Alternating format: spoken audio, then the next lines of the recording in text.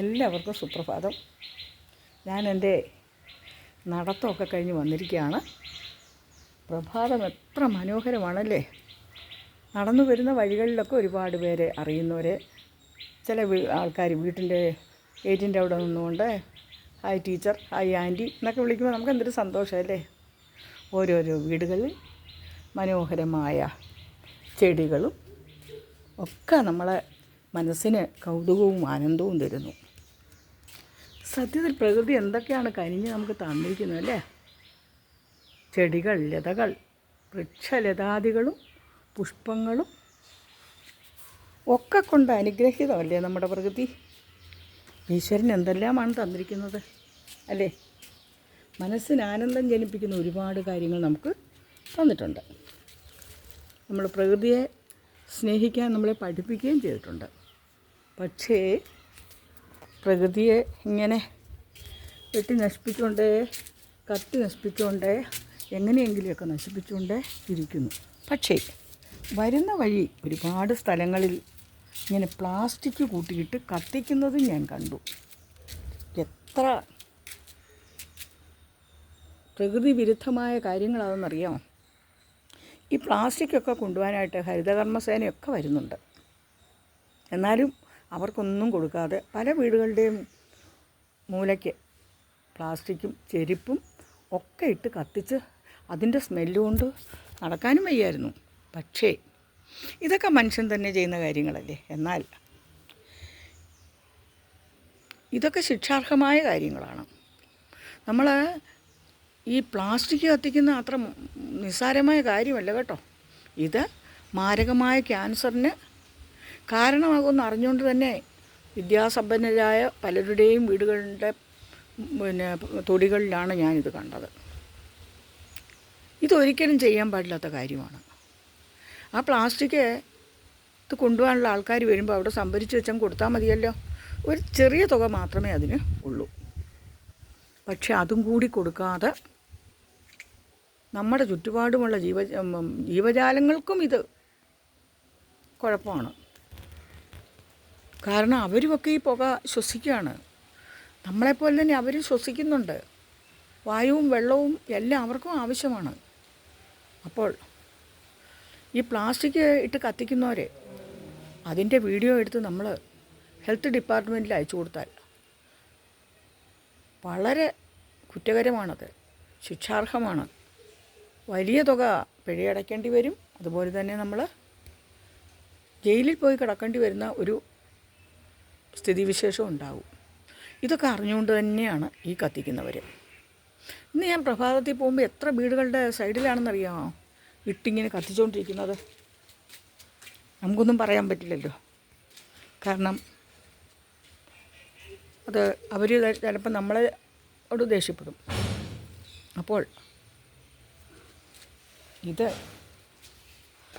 ഓരോരുത്തരും അവരോരോ അറിഞ്ഞു പെരുമാറുന്ന കാര്യങ്ങളാണ്. പിന്നെ പലരും ഇത് ഫോട്ടോ എടുത്ത് പഞ്ചായത്തിലും ഹെൽത്തിലും ഒക്കെ കൊടുക്കാത്തത് എന്താണെന്ന് വെച്ചാൽ, അത് അടുത്ത വീടല്ലേ, നമ്മൾ നാളെയും കാണേണ്ടവരല്ലേ, അപ്പോൾ അത് എന്നേക്കൊരു വിഷമമാവില്ലേ എന്നൊക്കെ കരുതിയാണ്. പക്ഷെങ്കിൽ ഈ ചിന്താഗതി ഈ കത്തിക്കുന്നവർക്കും ഉണ്ടാകണം അല്ലേ. അടുത്ത വീട്ടുകാർക്ക് നമ്മൾ ബുദ്ധിമുട്ടുണ്ടാക്കരുത്, അത് വിഷമമാണ്. അവർക്ക് അസുഖങ്ങളുള്ള ആളുകൾ ആ വീട്ടിൽ കാണും, അസുഖം ഇല്ലാത്തവർക്കും കൂടി അസുഖം വിളിച്ചു വരുത്തും. ഇതൊക്കെയാണ് അല്ലേ. ഇന്ന് ഞാനിത് പറയുന്നത് എന്നാ വെച്ചാൽ, ഇന്ന് ഞാൻ നടക്കാൻ പോയിട്ട് വരുമ്പോൾ ഒരു 3-4 വീടുകളുടെ ബാക്കിൽ ഈ പ്ലാസ്റ്റിക് കത്തിക്കുന്നു. മൂക്ക് പൊത്തിയാണ് ഞാൻ വന്നത്. ആ തൊട്ട വീട്ടുകാർക്കൊക്കെ എത്ര ബുദ്ധിമുട്ടാതല്ലേ. 3-4 വീടുകളുടെ ബാക്കിൽ കണ്ടപ്പോൾ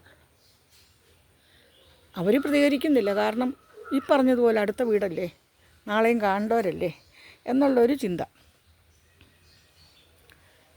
മനുഷ്യന് തമ്മിൽ സ്നേഹവും ബഹുമാനവും ഒക്കെ ഉണ്ടെങ്കിൽ ഇങ്ങനെ ചെയ്യില്ല. അയൽവക്ക സ്നേഹം ഏറ്റവും വലുതാണല്ലേ. ദൂരത്തെ ബന്ധുവിനെക്കാട്ടിലും അയലത്തെ ശത്രുവാണ് ഉപകാരപ്പെടുന്നതെന്ന് പറയില്ലേ പണ്ടത്തെ ആളുകൾ. ഇന്ന് അതല്ല. ഇന്ന് അയൽവക്കമൊന്നും ആർക്കും വേണ്ട. ഞങ്ങൾ അങ്ങനെയുള്ളൊരു മനോഭാവം അതിലൊക്കെ ഇല്ലേലും ഒന്നും കുഴപ്പമില്ല. അവർക്കൊരു മൊബൈൽ മാത്രം കയ്യിൽ മതി. എല്ലാവർക്കും ഓരോ മൊബൈൽ, അതിലൊതുങ്ങിയിരിക്കുകയാണല്ലോ. ഞാൻ പറഞ്ഞു വന്നത് എന്നാന്ന് വെച്ചാൽ, പ്രഭാതത്തിൽ നടക്കാൻ പോയപ്പോൾ കണ്ട ചില അനുഭവങ്ങൾ പറഞ്ഞതേ ഉള്ളൂ. പക്ഷേ നമ്മുടെ പ്രകൃതി എത്ര മനോഹരമാണ്. നമുക്ക് സുഖമായി ജീവിക്കാനുള്ള എല്ലാം ഈശ്വരൻ തന്നിട്ടുണ്ട്. പ്രഭാതത്തിൽ എഴുന്നേൽക്കുമ്പോൾ ആ കിളികളുടെ കളകളാരവവും ആ അണ്ണാറക്കണ്ണന്മാരുടെ ചിലപ്പും ചലയ്ക്കുന്നതും ഉപ്പൻ ഉപ്പിടുന്നു എന്നാണ് ഞങ്ങൾ പറയുന്നത്. നിങ്ങളൊക്കെ എന്താ പറയുന്നതെന്ന് എനിക്ക് അറിഞ്ഞുകൂടാ. ഇതൊക്കെ കേൾക്കുമ്പോൾ എന്തൊരു സന്തോഷമല്ലേ. പ്രഭാതം എത്ര സുന്ദരമാണ്. പ്രഭാതത്തിനൊരു പ്രത്യേക മണമുണ്ടെന്നാണ് എനിക്ക് തോന്നാറുള്ളത്.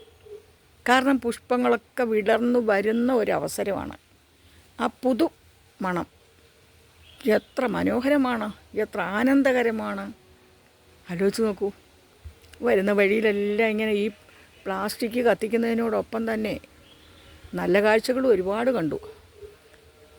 ചില വീടുകളിൽ ഭിക്ഷക്കാരിങ്ങനെ നടക്കുന്നുണ്ട്. ചിലർ ഭിക്ഷ കൊടുക്കുന്നു, ചിലർ ഭിക്ഷ കൊടുക്കുന്നില്ല, ഓടിച്ചു വിടുന്നു. ഇങ്ങനെയൊക്കെയുള്ള ദൃശ്യങ്ങളും കണ്ടു.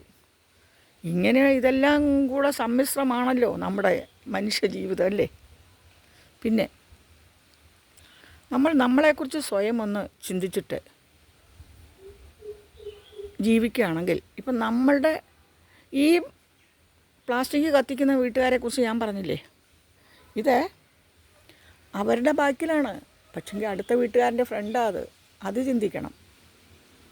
അടുത്ത വീട്ടുകാരൻ്റെ ബെഡ്റൂമിലേക്കുള്ള ജനലുകൾ അവിടെയായിരിക്കും. അപ്പോൾ ഇത് നേരെ അവിടേക്കാണ് ചെല്ലുന്നത്. അതൊക്കെ ഞാനങ്ങ് പറഞ്ഞു വന്നേ ഉള്ളൂ. പ്രഭാതത്തിലെ എൻ്റെ നടപ്പ് പക്ഷേ എനിക്ക് ആനന്ദകരമാണ്. കാരണം ഞാൻ ഒരുപാടൊന്നും നടക്കില്ല, വളരെ കുറച്ചേ നടക്കൂ. എനിക്കിപ്പം കുറച്ച് നടക്കാൻ വയ്യാഴി വന്നതിന് ശേഷം വളരെ കുറച്ചേ നടക്കൂ. അതും ഇപ്പോൾ കുറച്ച് ദിവസമായിട്ട് ഞാനങ്ങനെ പുറത്തോട്ട് നടക്കാൻ തുടങ്ങിയിട്ട്. എത്ര ജീവജാലങ്ങളാണ് നമ്മുടെ ഇവിടെ ഉള്ളത്. നമ്മൾ അറിഞ്ഞും അറിയാതെ ഒരുപാട് ജീവികൾ ഇവിടെ ജീവിക്കുന്നുണ്ട്. പിന്നെ ചെടികളൊക്കെ ആണേലും എത്ര പ്രതീക്ഷയോടുകൂടിയാണ് പൂക്കുന്നതും കായ്ക്കുന്നതും ഒക്കെ. പക്ഷേ അവരറിയാതെ തന്നെ അതിനെ വെട്ടി നശിപ്പിക്കുന്നു. എത്ര കഷ്ടമല്ലേ. നമ്മളെപ്പോലെ അവർക്കും ജീവിക്കണ്ടേ. സസ്യങ്ങളും വൃക്ഷങ്ങളും ഒക്കെ മനുഷ്യൻ്റെ നിലനിൽപ്പിന് ആധാരമാണല്ലേ. അപ്പോൾ അതൊക്കെ നമ്മുടെ ജീവിതത്തെയും, നമ്മുടെ ഒരു കാക്ക അതിലേ പറന്നുപോയി. ഞാനത് കാക്കയല്ല, അതിനിടെ ഒരു കൊതുകും വന്നു, ഞാനതിനെ കൊന്നു. പിന്നെ നമ്മളെ ഉപദ്രവിക്കുന്നവരെ നമ്മൾക്ക് തിരിച്ച് പ്രതികരിക്കാം അല്ലേ. പ്രതികരിക്കണം, ഇല്ലെങ്കിൽ നമ്മുടെ തലയിൽ കയറി കൊതുകായാലും ശരി, ഏത് ജീവജാലമായാലും. പക്ഷെ മനുഷ്യൻ്റെ അത്രയും ഉപദ്രവിക്കില്ല മറ്റ് ജീവികൾ. പറഞ്ഞു വരുമ്പോൾ ഓരോന്നങ്ങ് പറഞ്ഞു വന്നതേ ഉള്ളൂ. എൻ്റെ പ്രഭാതം ഇങ്ങനെയൊക്കെയാണ്. ഇങ്ങനെയൊക്കെ അങ്ങ് പോകട്ടല്ലേ. രാവിലെ നിങ്ങളൊക്കെ ചായയൊക്കെ കുടിച്ച് കാണുമല്ലേ. ഞാൻ വന്നു, ചായ ഇട്ട് കുടിച്ചു, മാഷുക്കും കൊടുത്തു. അതിന് ശേഷമാണ് ഇനിയും പ്രഭാത കാര്യങ്ങളൊക്കെ തുടങ്ങാൻ പോകുന്നത്. അപ്പോൾ എൻ്റെ പ്രഭാതത്തെക്കുറിച്ച് ഞാൻ ഇത്രയൊക്കെ പറഞ്ഞതേ ഉള്ളൂ. ഈ പ്രഭാതം നിങ്ങൾക്കിഷ്ടമായെങ്കിൽ നിങ്ങളുടെയൊക്കെ പ്രഭാതം എങ്ങനെയായിരുന്നു എന്ന് പറയണം കേട്ടോ. ഈ കുഞ്ഞു വീഡിയോ ഞാനിവിടെ വൈൻഡപ്പ് ചെയ്യട്ടെ. ഓരോരോ കച്ചവടക്കാരൊക്കെ ഇങ്ങനെ കേട്ടോ, അവരുടെ ശബ്ദങ്ങളാണിത്. രാവിലെ തന്നെ അവരുടെ വയറ്റിപ്പഴപ്പല്ലേ ഇറങ്ങിയിട്ടുണ്ട്. നമ്മൾ നടക്കാൻ പോകുമ്പോഴും ഓരോരുത്തർ കച്ചവടത്തിന് ഇറങ്ങിയിട്ടുണ്ട്. അത്ര രാവിലെ തന്നെ ഒരു കുടുംബം മുമ്പോട്ട് കൊണ്ടുപോകണമെങ്കിൽ അത്രമാത്രം അധ്വാനിക്കണമല്ലേ. പ്രത്യേകിച്ച് സാധാരണക്കാരുടെ ജീവിതം എന്ന് പറഞ്ഞാൽ ഇപ്പോൾ വളരെ ബുദ്ധിമുട്ടുള്ള സമയമാണ്. അത് പഴയ പാത്രങ്ങളൊക്കെ കൊണ്ടുപോകുന്ന രാത്രികളാണ് പോകുന്നത്. അവരുടെ ശബ്ദമാണ് കേൾക്കുന്നത്. അവർക്കും നല്ലൊരു ജീവിതം നമുക്ക് പ്രത്യാശിക്കാം, പ്രാർത്ഥിക്കാം അല്ലേ. ഉപ്പൻ്റെ ശബ്ദം. പണ്ടൊക്കെ അമ്മൂമ്മമാരൊക്കെ പറയും, ഉപ്പൻ്റെ ശബ്ദം കേട്ടുകൊണ്ട് യാത്ര പോയാൽ നല്ലതായിരിക്കുന്നു. കുചേലവൃത്തത്തിൽ തന്നെ പറയുന്നില്ലേ, ചാലേ വലത്തോട്ടൊഴിഞ്ഞ ചകോരാതി പക്ഷിയുടെ കോലാഹലം കേട്ടുകൊണ്ടു വിനിർഗമിച്ചു. ശ്രീകൃഷ്ണ ഭഗവാന്റെ അടുത്തേക്ക് പോകുന്ന കുചേലൻ അദ്ദേഹത്തിൻ്റെ തിരുമുമ്പിലേക്ക് പോകാൻ വേണ്ടി യാത്ര പുറപ്പെടുമ്പോൾ ഭാര്യ പറഞ്ഞയക്കുമ്പോൾ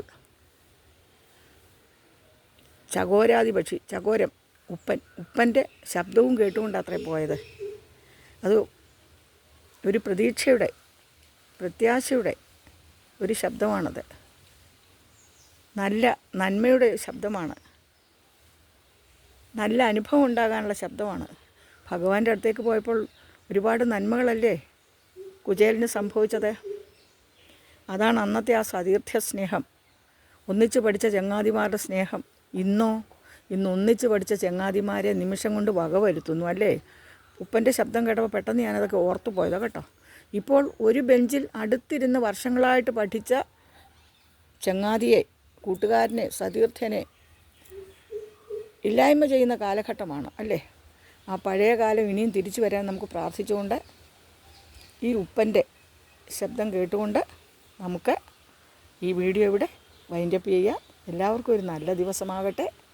എല്ലാവർക്കും നന്മകൾ മാത്രം പ്രതീക്ഷിച്ചുകൊണ്ട് നിങ്ങളുടെ സരസ്വതി ടീച്ചർ, സരസ്വതി സരയു. എല്ലാവരും എൻ്റെ